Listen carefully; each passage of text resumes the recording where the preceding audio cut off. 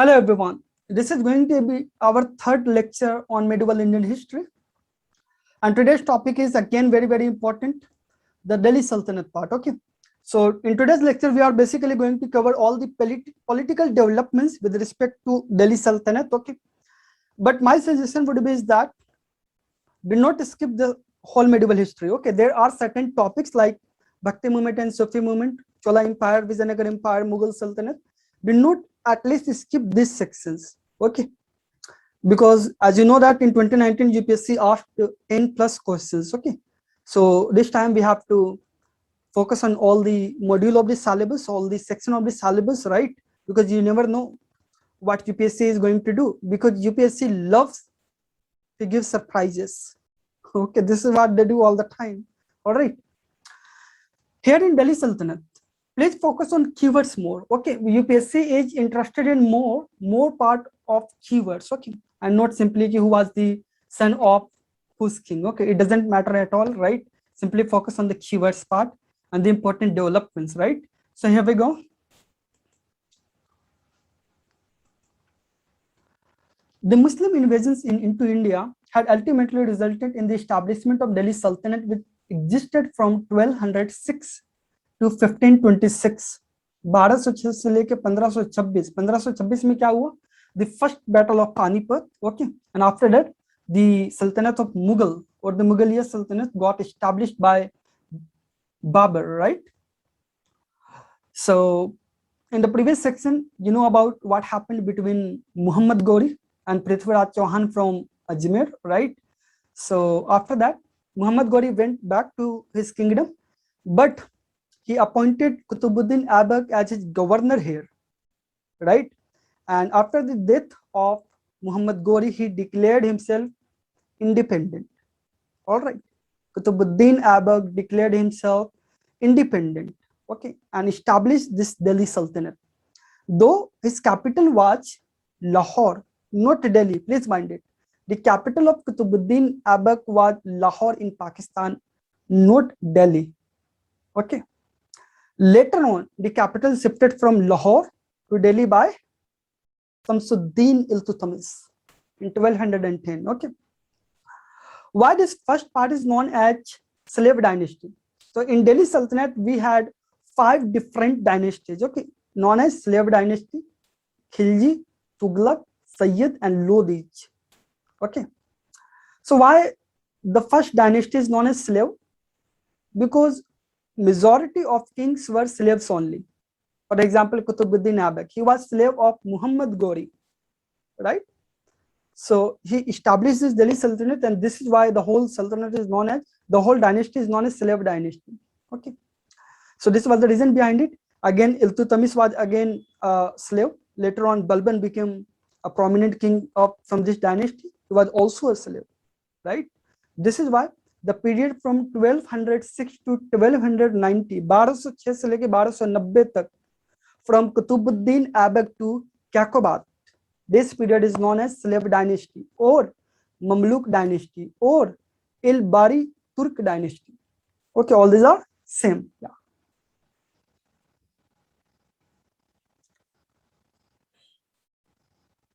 So I just told you the history of the slave dynasty. Fine. So we discussed about the how Qutbuddin Aibak declared himself independent. Okay, his capital was Lahore, and this point is important. Qutbuddin Aibak patronized the great scholar Hasan Nizami. As I told you, UPSC is no more interested in the political developments rather than they are interested in art and culture, in the development of art and culture, literary sources, okay, economy, okay, and the nature of society during the period. I'm not simply talking about in the context of medieval history, but also in the context of ancient history. Okay. So remember the name of scholar Hasan Nizami. He was patronized by Qutbuddin Aibak. He also started the construction of Qutub Minar. This is the famous Qutub Minar from Delhi. Okay. So he started the construction, but it was completed by Shamsuddin Iltutmish. Okay. And he named this minaret Qutub Minar on his Sufi saint, on his guru, call it what do you call it? Religious guru, right?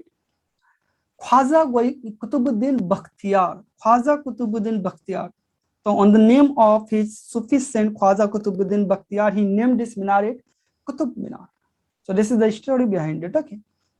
Later on, it was completed by Samsuddin Iltutmish, but also there is some contribution by Firoz Shah Tughlaq, because he built the top two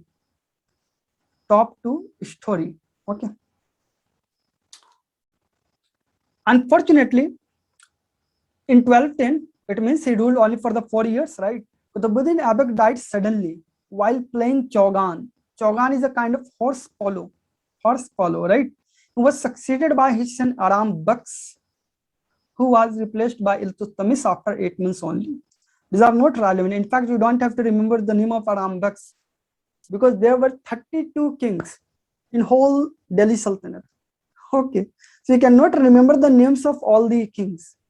Okay, so focus only the important kings, okay, who really contributed in the political and socio-economic development of the Sultanate. Okay. Now, after this, Samsuddin Iltutmish, he became the Sultan of Delhi, and Iltutmish is supposed to be, or he is considered the real founder of Delhi Sultanate. Okay, why so? Who can explain it? Why Iltutmish is considered as the real founder of Delhi Sultanate? What is the reason behind it?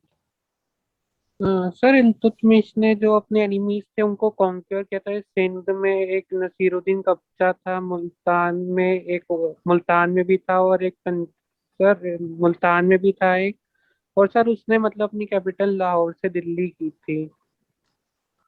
और उसमें जो खलीफा sir उसमें Deepak, your voice is not coming clearly.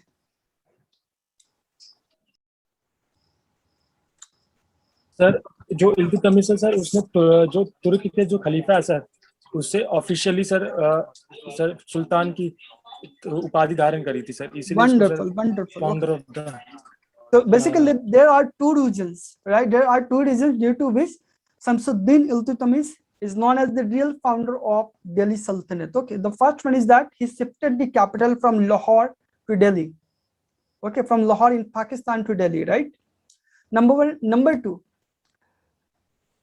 you know that during that period there was system of caliphate. This is something that I discussed in last lecture also, right? So in caliphate system, what happens ki all the Muslim rulers have to take permission or official authority from the caliphate, right? Or khalifa, in simple words, what do you call it? Khalifa. Okay. So it was Iltutmish, the first ruler or the first sultan from Delhi or from Delhi Sultanate who got official authority from caliphate. Okay. This is why he is supposed to be the real founder, right? But basically, in general way, we treat Qutbuddin Aibak. But if there would be a debated questions like this in mains examination, then you are supposed to know this, right? Anyway, so Iltutmish was actually from Ilbari Turk, okay, which is a tribe from Turkey. So this is why this dynasty is also known as Ilbari Turk dynasty. Okay.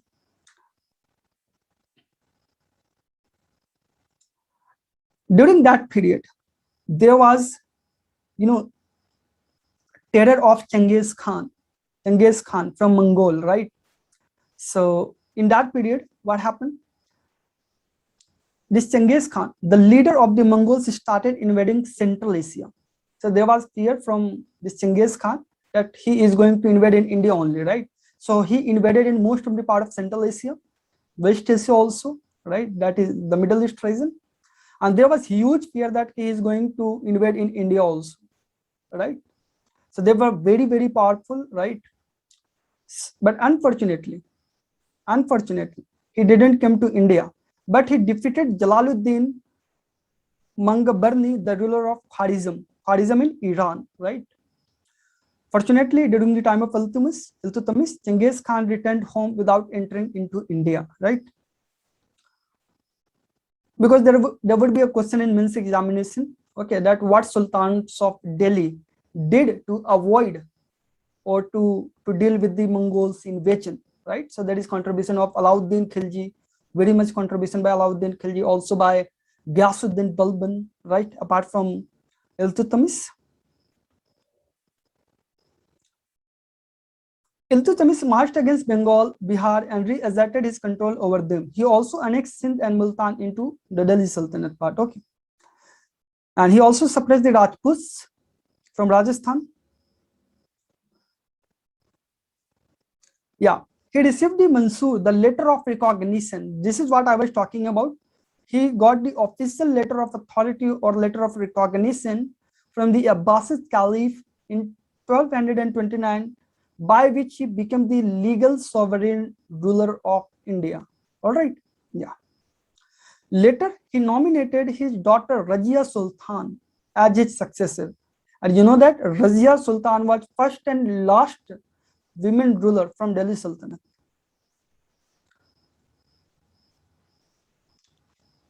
Yeah, this is an important point.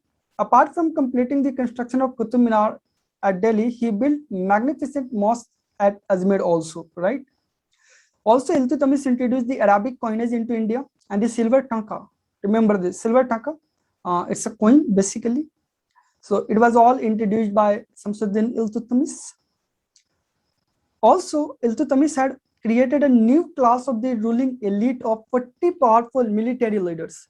Okay, so he knew that in order to deal with the Mongols, right, those terrifying Mongols, we need a strong army. So with the help of 40 powerful military leaders, he actually made a separate dedicated department for this known as Turkane Chehlgani. Turkane Chehlgani, right? So this was basically a new class of ruling elite of 40 powerful military leaders. Okay, this the meaning of Chehlgani is 40 in Turkish language. Then after Samsuddin Iltutmish, we see Razia Sultan. Okay, in fact, her brother was actually the real king after Iltutmish, but Razia Sultan replaced his brother. So she ruled only for the 4 years from 1236 to 1240. Okay, and this is her complete life story. Okay, this is not her ruling. Please remember this. She born in 1205. Okay, and died in 1240. So don't get confused कि sir आपने यहाँ 1236 लिखा और यहाँ 1205 लिखा है. Okay, right. So when the governor of Multan in Pakistan, revolted, Rukunuddin was the son of Iltutmish, who became the Sultan of Delhi after the death of Iltutmish. So when Rukunuddin went to suppress a revolt in Multan, Razia Sultan declared herself, right, with the help of Amirs. Amirs, the meaning of Amirs here is nobles, okay, the class nobility. She declared herself the new Sultan of Delhi Sultanate. And that's it. This is not that much important, but this was written in NCRT that she appointed an Abyssinian slave Yaqut as master of the royal horses. There is very nice movie by Hema Malini. The name is Razia Sultan only, right? If you get time, you can watch that. That will help you to understand the kind of society it was having during the Delhi Sultanate. Okay, though this is picture, but at least you will get some idea. Okay. After the fall of Razia, it paved the way for the ascendancy of the 40. Remember the 40, Turkani Chehlgani, right? In the next 6 years, Behram and Masood ruled Delhi. Okay, these are not important because they did nothing. Okay, much relevant. So you can ignore the name of these small kings. Simply remember after the death of Razia, right? What happens? There was basically influence of Turkani Chehlgani or those 40 powerful military leaders. Okay. Yeah. From 1246 to 1287, we see the era of Balban. Though Balban became Sultan in 1266, 1266 में, after 20 years of this period. Okay. But there was influence of Ghiyasuddin Balban. And Ghiyasuddin Balban was the greatest Sultan, most powerful Sultan of Delhi Sultanate, especially from this Mamluk dynasty. Mamluk dynasty is equal to Slav dynasty, is equal to Ilbari Turk dynasty. Okay, don't get confused. Ghiyasuddin Balban, who was also known as Ulugh Khan, served as the Naib or regent of Sultan Nasiruddin Mahmud. So basically, he was Naib or regent of Sultan Nasiruddin Mahmud from 1246 to 66. Okay. Finally, in 1266, Nasiruddin Mahmud died without issues. Okay. And Balban ascended the throne. Then why do we call Ghiyasuddin Balban as the most powerful Sultan of Delhi Sultanate? Okay, so there are some reasons for this. Number one, since he was a slave, so he knew that nobility class, amirs of Delhi, the courts of Delhi, are not going to recognize him as a leader, as a sultan, okay, wholeheartedly. Okay, and also what happens after the death of Iltutmish, you know that the Turkane Chehalgani, the class of those 40 powerful leaders, they became powerful. Okay, so they tried to interfere in the political administration. So he knew that if I have to rule, then first of all, I have to eliminate all these people who are against me. Okay, so he eliminated all those 40 powerful leaders known as Turkani Chehalgani. Number one. Number two, he actually introduced a new image of Sultan. Okay, he emphasized that a Sultan is actually a shade of God, right? In this way, he wanted to make the post of Sultan very, very powerful in the eyes of nobility, in the eyes of people, right? So he introduced some new customs and disciplines like Sijda, that is prostration. Okay, so you have to do a Sijda. Okay, you have to bow down and then you have to salute the Sultan. This is known as Sijda. Another thing was Pabos. It was again a new custom introduced by Ghiyasuddin Balban. The meaning of Pabos is everybody has to kiss the Sultan's feet. Okay, right? So in this way, he actually wanted to make the post of Sultan powerful to prove his superiority over the nobles. Is that clear? So he actually wanted to suppress all his opposition in order to rule comfortably. And also he introduced the Persian festival of Nowruz, to impress the nobles and peoples with his wealth and power. Okay, these are important for the mains examination. In fact, UPSC has already asked many times question on Ghiyasuddin Balban or the contribution of Ghiyasuddin Balban in Delhi Sultanate. Okay, see the previous questions and you would come to realize. So there you have to mention all these points. Okay, elimination of Turkani Chehalgani and the new customs, introduction of new customs like Sijda, Pabos, and Persian festival Nowruz. Okay. Indian Muslims were not given important posts in the government of Balban.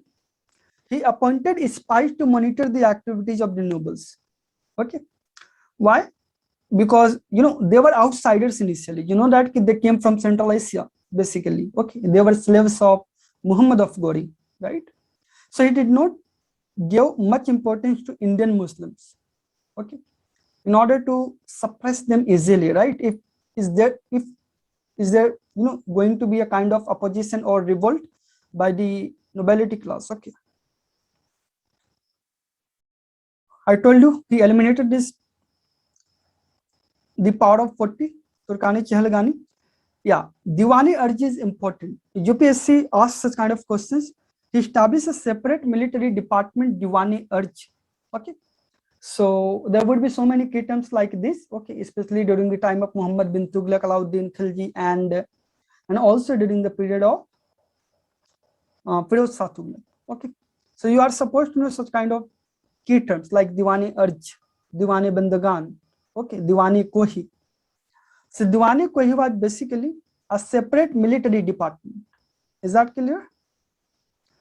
Established by Ghiyasuddin Balban. Yeah.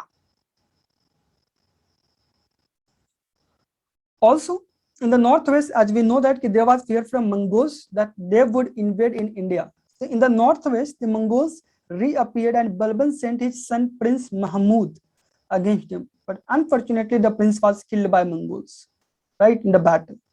And it was a moral blow to Sultan also, and also to the Delhi Sultanate. Finally, Balban died in 1287, and he was one of the main architects of the Delhi Sultanate. All right. When Balban died, one of his grandsons, Kakobad, he became the new Sultan of Delhi, right? And finally, in 1290, right, a new dynasty, Khilji dynasty, was established in Delhi Sultanate by Jalaluddin Khilji. Okay. So this was all about the slave dynasty from the Delhi Sultanate. All right. Yeah. Now we are going to revise very quickly about the Khilji dynasty, and this is the important one because UPSC asks questions on the reforms, economic and military reforms of Alauddin Khilji. Okay. So the period of this Khilji dynasty is from 1290 to 1320 for the 30 years, right? And there were two kings mainly, Jalaluddin Khilji, okay, the founder of the Khilji dynasty, and Alauddin Khilji.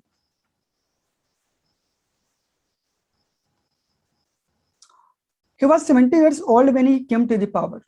Jalaluddin Khilji became the Sultan of Delhi at the age of 70 years. Okay, but in 1296, Alauddin Khilji was actually son-in-law of Jalaluddin, took an expedition to Devagiri and returned to Kara. This is not important, but what happened after this is going to be important.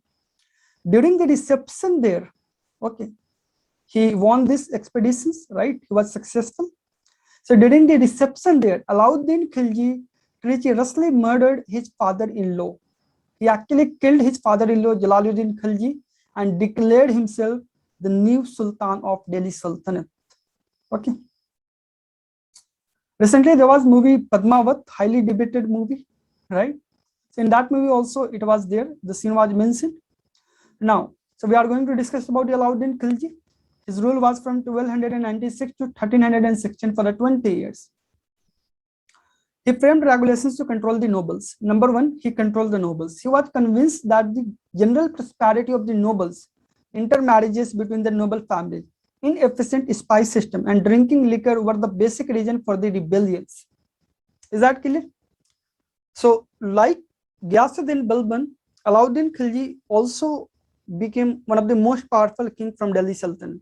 So he identified all the problems, okay, and then he started to sort out them, okay, one by one. Number one. Number two, he passed 4 ordinances, okay, different ordinances. Simply, he confiscated the properties of the nobles because nobles were powerful, okay, they were like ministers, right? He also reorganized an intelligence system, okay, and all the secret activities of the nobles were immediately reported to the Sultan. Number 3, the public sale of liquor and drugs was totally stopped. Like recently it got stopped in Bihar also, right? Social gatherings and festivities without the permission of Sultan were forbidden.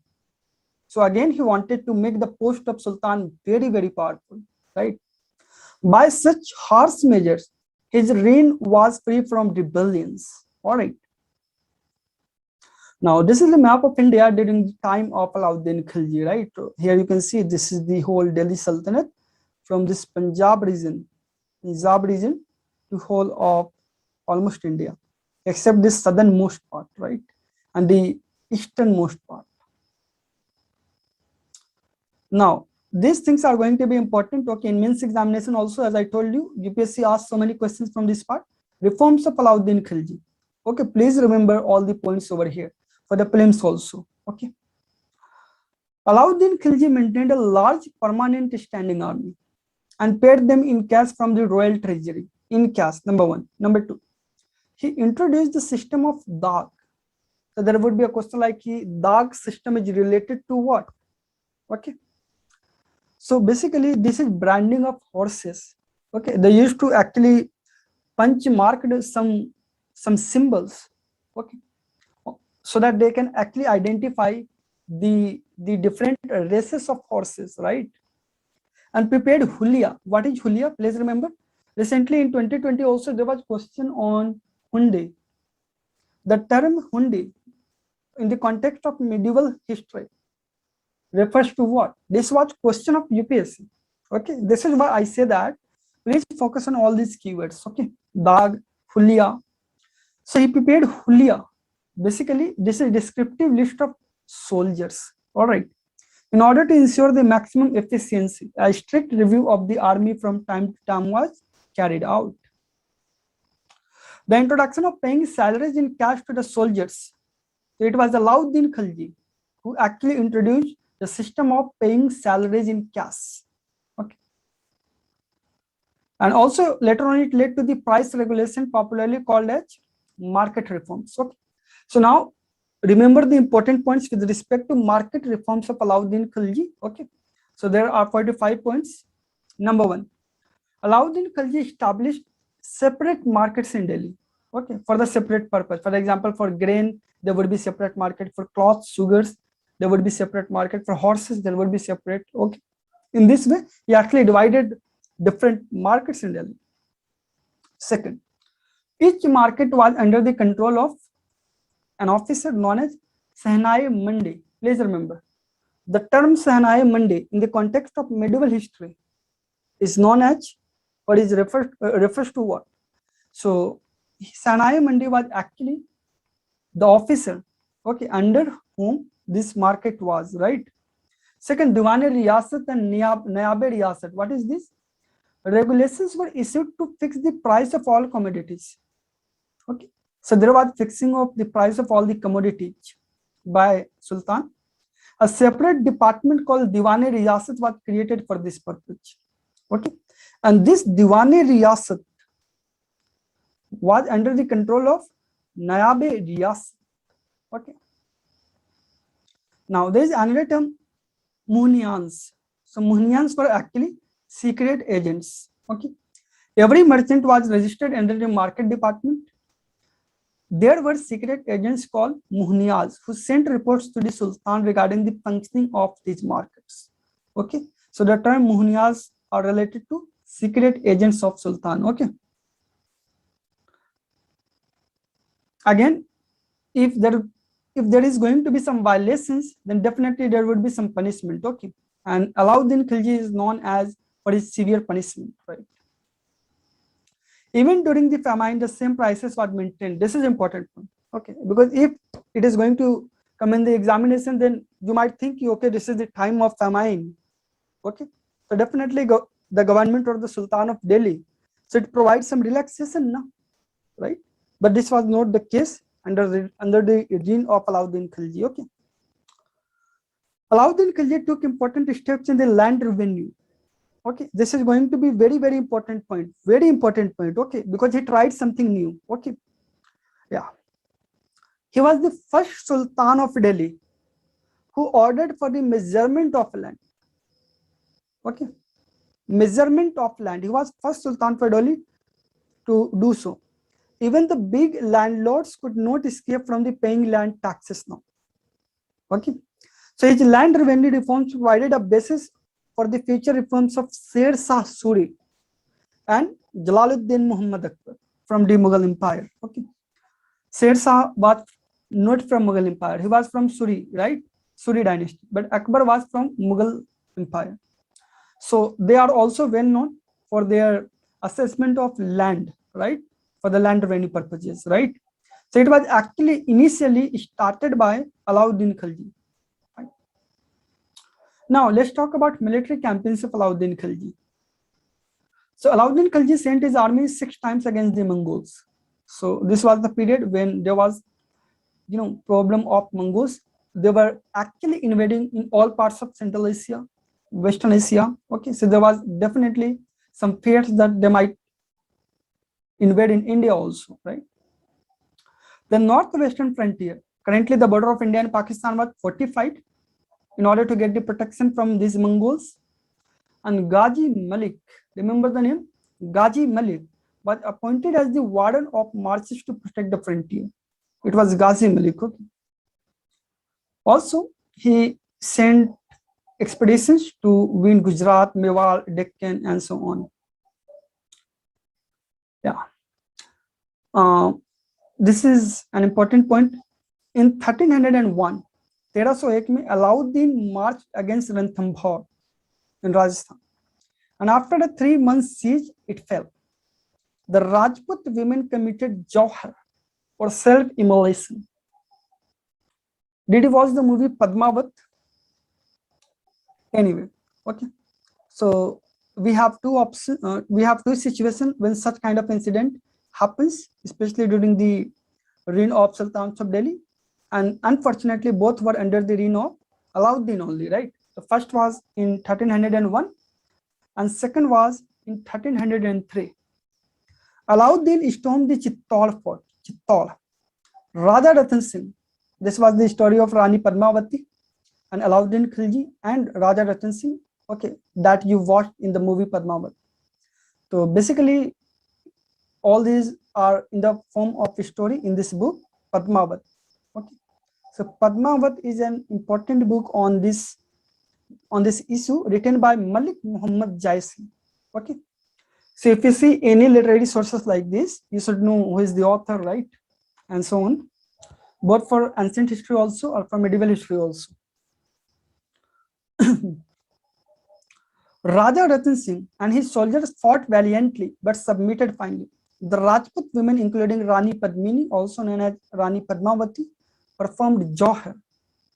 This Padmini episode was graphically mentioned in the book Padmavat written by Malik Muhammad Jaisi. Also, Alauddin Khilji's greatest achievement was the conquest of Deccan and far south. Okay, and for this purpose, he sent Malik Kafur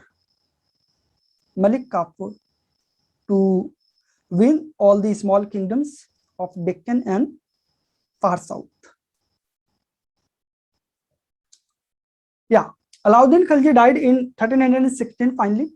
Although the Sultan was illiterate, but he patronized poets like Amir Khusro. Again, Amir Khusro. There is huge contribution of Amir Khusro in the art and culture of India. Okay, he was the one who introduced Urdu language. Okay, which was actually mixture of Arabic and Hindi. Also, he introduced. He is well known for the tabla. He used to play tabla, right? And all the puzzles. Amir Hussain and Amir Khusro, they were brothers actually. Fine. They were patronized by Sultans of Delhi. He also built a famous gateway known as Alai Darwaja. Alai Darwaja is a gateway near Qutub Minar in Delhi. Okay. And constructed a new capital at Siri. Siri again in Delhi only. Okay. Delhi was actually capital of different sultans, okay, in different parts, right? For example, there is Tughalkabad, which is part of Delhi only. So Tughalkabad, the capital of Tughlaq dynasty. So similarly, there is a place called Siri Fort in Delhi only, right? So it was again a capital of, it was made a new capital by Sultan of Delhi, Alauddin Khilji. Ghazi Malik, the governor of Dipalpur, killed the Sultan Khusro Shah. Finally, okay, he was the last king of this Khilji dynasty. All right, and finally, Ghazi Malik became the new Sultan of Delhi, and he was from a new dynasty known as Tughlaq dynasty. Okay, and when Ghazi Malik became the new Sultan of Delhi, he renamed himself. He gave himself a title. It was Ghiyasuddin Tughlaq. Okay. So this was all about the Khilji dynasty. Let me remind you, please focus on reforms of Alauddin Khilji more.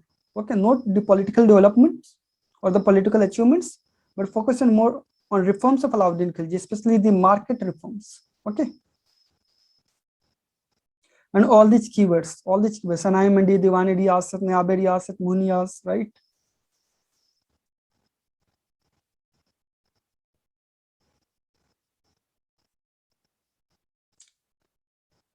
Yeah. So now we are going to discuss about the Tughlaq dynasty. Okay. We are going to finish the political developments related to Tughlaq, related to Delhi Sultanate today only, so that in next class we can emphasize only on the administration, economic policies, and art and culture of the Delhi Sultanate. Okay, because that part is even more relevant for prelims also, for the mains also, right? So let me finish the political developments, and we are about to finish it. Okay. So the period of this Tughlaq dynasty is from 1320 to 1414. Okay. Yeah. The founder was Yasuddin Tughlaq. You just saw that, and his son. Okay. His son Muhammad bin Tughlaq actually killed his father in order to become new Sultan of Delhi. Fine. And Muhammad bin Tughlaq became the new Sultan of Delhi in 1325. Regarding the history of Delhi Sultanate, the reign of Muhammad bin Tughlaq is important. Okay, because there were so many developments during the reign of Muhammad bin Tughlaq. Okay, and at the same time, there is so much debate around the rule of Muhammad bin Tughlaq. Okay, for example, he is known as King of Paradox, Virodhabhaso ka Sultan, Sultan of Paradox. So why people call it Muhammad bin Tughlaq a Sultan of Paradox? Who can explain it to me? Yes sir sir क्योंकि sir इसके राज्य में जो निर्णय लिए गए ना sir, वो कहीं ना कहीं जनता के हित में नहीं थे सर। पहला था जो दिल्ली से दौलताबाद का जो राजधानी का स्थानांतरण, दूसरा था सर जो इसने मुद्रा चलाई थी सर, वो मुद्रा भी सक्सेसफुल नहीं हो पाई। टोकन करेंसी, ठीक है। यस सर, तो लोगों ने चोरी करना शुरू कर दी, तो कुछ ऐसे डिसीजन लिए गए जो जनता के हित में नहीं थे। इसी कारण सर इसे विरोधाभास का शासन कहा। ठीक है, good enough. Okay, so actually Muhammad bin Tughlaq was most literate, educated and scholar kind of sultan from Delhi. Okay, but unfortunately most of his projects got failed. Okay, we will discuss them, and this is why we call ahead of time था बहुत। yes Ekam sir वो ahead of time था, मतलब जो चीज 18th century में आई थी वो 13th सेंचुरी में सर। हाँ, his enterprises and novel experiments ended in miserable failures because they were all far ahead of their time. Okay, so this is why one of the example that we should take from the life of, one of the lesson I must say that we should take from the life of Muhammad bin Tughlaq is that theoretical knowledge is not enough. You should have practical experiences also. Okay, so he actually took steps which were far ahead of his time. Okay, and unfortunately most of his projects got failed. Okay, and he was very tolerant in religious matters also. He maintained diplomatic relations with far off countries like Egypt, China and Iran. He also introduced many liberal and beneficial reforms, but all his reforms failed. This is why he is also known as King of Paradox. Okay, Muhammad bin Tughlaq was the only Delhi Sultan, who had received a comprehensive literary, religious and philosophical education. Okay, this is what I was talking about, that theoretical knowledge is not important. Okay, not sufficient. You should have practical experiences also. So let's talk about some of his projects, right? Number one, transfer of capital. He transferred his capital from Delhi to Daulatabad in south. Okay, and again when he realized that this is not going to be fruitful, right? Because if the capital has shifted from Delhi to Daulatabad in South India, it means now Delhi is open, no? So there might be invasions from northwest India or from any local king right in Delhi. So he again, what he did, after 2 years only, the Sultan abandoned Daulatabad and asked them to return to Delhi again. Okay. Second, token currency. Okay, so Muhammad bin Tughlaq issued copper coins at par with the value of silver taka coins. Okay, but what happens? We have Indian people, they started to make these copper coins, right, this taka, in their home only, right? So due to all this, it was again a failure. Taxation in Doab region. Doab is basically the land between Ganga and Yamuna. Okay. In order to overcome financial difficulties, Muhammad bin Tughlaq increased the land revenue on the farmers of Doab. Okay. A severe famine, but unfortunately, okay, they experienced some severe famine. Okay. So it was also ravaging that region at that time, and it had resulted in a serious peasant revolts because there is a famine and the Sultan is charging more taxes. Then there would be some revolts, no, from the peasant community. They fled from the villages, but Muhammad bin Tughlaq took harsh measures to capture and punish them. Agricultural reforms. So there is a separate department known as Diwane Kohi. Okay, remember Diwane Kohi. Diwane Arj was a military department established by Ghiyasuddin Balban. Okay, then we have Diwane Kohi. It's a separate department for agriculture established by Muhammad bin Tughlaq. Okay, then we have Diwane Bandagan for slaves, गुलामों के लिए, by Firoz Shah. Okay, fine. Now, the kingdom also faced some rebellions. Okay, during the period, the rebellion of Hassan Shah resulted in the establishment of Madurai Sultanate. Okay, during the same period, only in 1336, another powerful kingdom, Vijayanagar Empire, got established by two brothers, Hariyar and Bukka. In 1347, Bahmani kingdom also got established. Okay, so due to all such kind of rebellions, actually the decline of Delhi Sultanate began.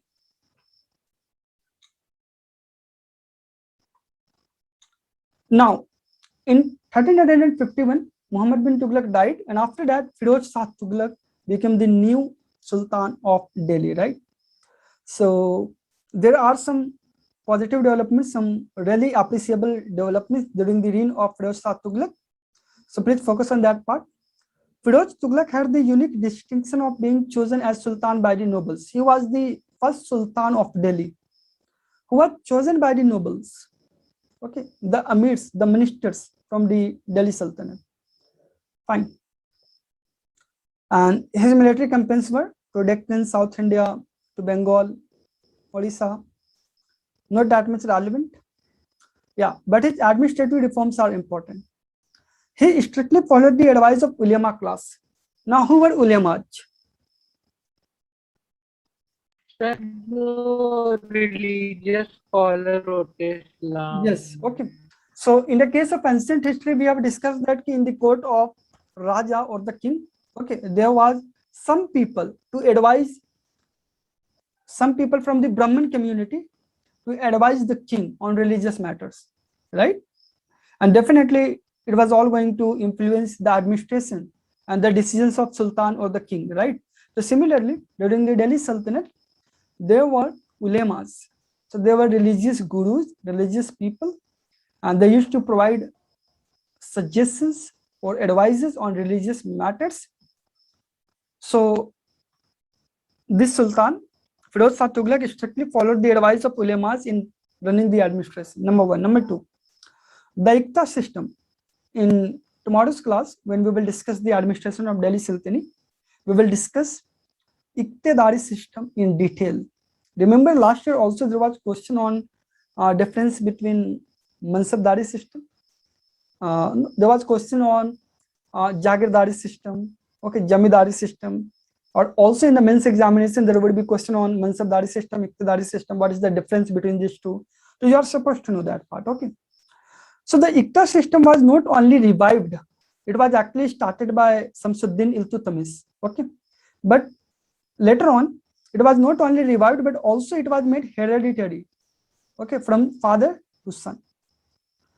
As per the Islamic law, he levied the taxes, jizya, religious tax. Okay, if you are not Muslim, then you have to pay this jizya tax. Okay. So he actually strictly imposed jizya tax on non-Muslims. In this respect, he was precursor of Sikandar Lodi and Aurangzeb from Mughal Empire. Again, he was the first sultan to impose irrigation taxes. Okay. The special tax on 28 items was abolished. Please remember, he imposed irrigation tax and also jizya tax, but at the same time, he abolished 28 tax on 28 items. So why so? Since they were against the Islamic law. All right, they were against the Islamic law. Fine. He also developed rural factories called karkhanas, and about 300 new towns were built during his reign. Okay. The famous among them was Firozabad near Red Fort in Delhi. And currently, you know that it is known as Firoz Shah Kotla. So it was developed by Firoz Shah Tughlaq only. Diwan-e Khairat, a separate department, was created to take care of orphans and widows. Is that clear? Please remember, Diwan-e Khairat is related to orphans and widows. Okay. And it was established by Firoz Shah Tughlaq. Fine. As he was guided by the ulemas, he was intolerant towards Shia Muslims and Sufis. Remember, this was the period of Sufi movement and Bhakti movement. So he was intolerant towards Sufis. Right. Also, he increased the number of slaves by creating another department known as Diwan-e Bandagan, or Department of Slaves. After the death of Firoz Tughlaq, fine, his successors had to face the rebellions of the slaves created by Firoz. Okay. And in fact, in 1398, there was another invasion by Taimur in Delhi. Okay. Remember, in last class also we discussed the invasions of Muhammad bin Qasim in 712, then Mahmud of Ghazni in 1000, right? And then Muhammad of Ghori in around 1190. Then again there was invasion of Taimur in Delhi in 1398. It had worsened the situation. Now, please focus on this map. This is actually the map of Delhi Sultanate, okay, during the different dynasties. So during the slave dynasties, it was only from Pakistan region to north to this south part, okay, Bengal and Odisha region. But later on, during the Khilji period, okay, it captured this Kashmir region, Ladakh region also, up to this Gujarat, and later on to Deccan parts also, right? And this was the map of India during the Tughlaq dynasty. So you can see, they even captured more part of the country. And finally, during the Lodi dynasty, as I told you, after the Firoz Shah Tughlaq, there was decline of Delhi Sultanate. Okay. So here you see that Delhi Sultanate has highly narrowed down. The map of Delhi Sultanate, okay, they actually limited to this northern part region, okay, northern central India region. And the last dynasty was Lodis, okay. Lodi was the last dynasty from 1451 to 1526, right? So the Lodis were actually Afghans. Fine. Okay, before Lodis, there were Sayyids also, okay, from 1414 to 1451. After Tughlaq dynasty, there was another kingdom, another dynasty, Sayyid dynasty, okay. So Taimur appointed Khizr Khan as the governor of Multan. He captured Delhi and founded the Sayyid dynasty in Delhi Sultanate, okay. But his reign is not that much important. So we can directly jump on the Lodi dynasty, right? Bahlol Lodi was the founder of Bahlol Lodi. Please remember the name, who was founder of Lodi dynasty. And one of the famous king of Lodi dynasty was Sikandar Lodi. Sikandar Lodi, he actually established the Agra city, the famous Agra city.